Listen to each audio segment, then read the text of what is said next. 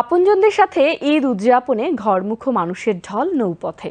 ঈদের আগের দিনেও সদরঘাট লঞ্চ টার্মিনালে দেখা যাচ্ছে ঘরমুখো যাত্রীদের ভিড়। নিরাপদ ও স্বস্তিদায়ক যাত্রা নিশ্চিত করতে আইন শৃঙ্খলা রক্ষাকারী বাহিনীও তৎপর।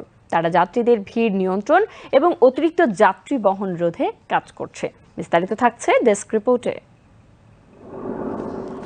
ঈদের আগের দিনেও ঘরমুখো মানুষের ঢল নেমেছে দেশের নৌপথে। দক্ষিণাঞ্চল সহ বিভিন্ন জেলার যাত্রীরা রাজধানী ও আশপাশের ঘাট থেকে লঞ্চে করে নিজ নিজ গন্তব্যে ছুটছেন। যাত্রীদের ভিড় সামলাতে অতিরিক্ত লঞ্চ চলাচল করছে।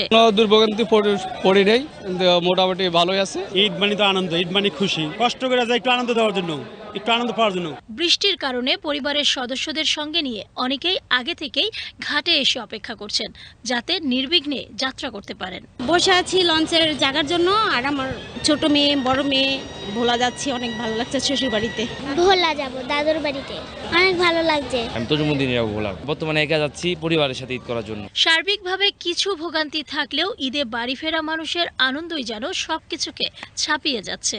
অনেক লোক হয়ে গেছে, অনেক মানুষ জায়গা দিতে না, রঙে চাই দিলে আঙুলো অনেক ভালো হতো। ইচ্ছা বাপ মার সাথে ভাই বোনের সাথে স্থান করুন ইনশাল্লাহ। ঈদ তো সামনে, এই জন্য একটু জ্যাম বেশি, এই জন্য একটু ঝামেলা হচ্ছে।